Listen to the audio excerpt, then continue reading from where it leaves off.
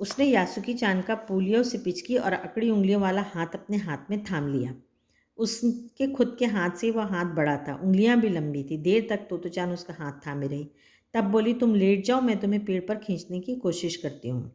उस समय द्विशाखा पर खड़ी तोतो चान द्वारा यासुकी चान को पेड़ की ओर खींचते अगर कोई बड़ा देखता तो वह जरूर डर के मारे चीख उठता।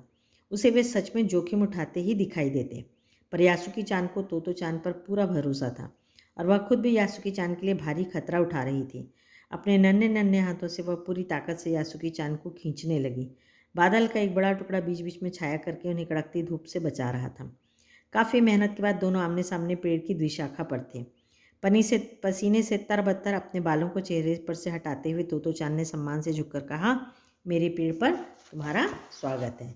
अब फाइनली वो उसको चढ़ा देती है और उसको बोलती है कि मेरे पेड़ पे तुम्हारा स्वागत है। यासुकी चान डाल के सहारे खड़ा था। कुछ झिझकता हुआ वह मुस्कुराया। तब उसने पूछा, क्या मैं अंदर आ सकता हूँ?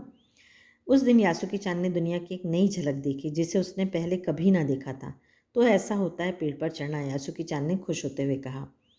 वे बड़ी देर तक पेड़ पर बैठे बैठे इधर उधर की गप्पे लड़ाते रहे। आखिर उसको सफलता मिल जाती है और वो उस एक्सपीरियंस को बहुत अच्छे से महसूस करता है और बोलता है कि इस तरह का होता है और बहुत देर तक उन लोग वहाँ बैठे बातें करते रहते हैं। मेरी बहन अमेरिका में, उसने बताया कि वहाँ एक चीज़ होती है, टेलीविज़न। यासुकी चान उमंग से भरा बता रहा था। वह कहती है कि जब वह जापान में आ जाएगा तो हम घर बैठे बैठे ही सुमो कुश्ती देख सकेंगे। वह कहती है कि टेलीविज़न एक डिब्बे जैसा होता है। तो चान उस समय यह तो ना समझ पाई कि यासुकी चान के लिए जो कहीं भी दूर तक चल नहीं सकता था, घर बैठे चीज़ों को देख लेने के क्या अर्थ होंगे। वह तो यही सोचती रही कि सुमो पहलवान घर में रखे किसी डिब्बे में कैसे समा जाएंगे। उनका आकार तो बड़ा होता है, पर बात उसे बड़ी लुभावनी लगी। लुभावनी मतलब मज़ेदार लगी।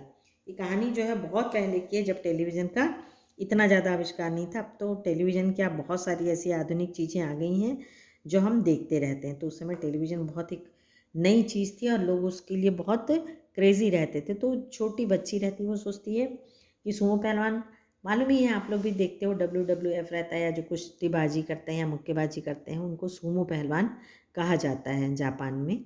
तो वो सोचती है कि वो लोग तो बहुत बड़े होते हैं, वो डब्बे में कैसे आ जाते होंगे। और जब यासुकी चान तो कहीं जा नहीं पाता, तो उसको घर बैठे पूरी दुनिया यदि देखने टेलीविज़न में मिल जाए, टीवी में मिल जाए, तो उसके लिए बहुत ही अच्छा है। उन दिनों टेलीविज़न के बारे में कोई नहीं जानता था। पहले पहल यासुकी चान ने ही तोतो चान को उसके बारे में बताया था। पेड़ मानो गीत गा रहे थे और दोनों बेहद खुश थे। यासुकी चान के लिए पेड़ पर चढ़ने का यह पहला और अंतिम मौका था। तो दोनों बेहद खुश रहते हैं। पेड़ में चिड़ियों की आवाज़ आती रहती है और लेखक ने कहा है कि यह उसके लिए पहला और आखिरी मौका था। इसलिए क्योंकि जैसे जैसे उसका शरीर भारी होता जाएगा, बड़ा होता जाएगा, तो उसके लिए पेड़ पे चढ़ना और भी असंभव होता जाता है। तो कहानी बहुत अच्छी है। जापानी में जो उसकी है वहाँ की ट्रांसलेट की हुई है हिंदी की। और उसके बारे में एक और चीज़ लिखी है, तोतो चान विश्व साहित्य की एक अमूल्य निधि है जो मूलतः जापानी भाषा में लिखी गई है। इसका अनुवाद विश्व की कई भाषाओं में हो चुका है।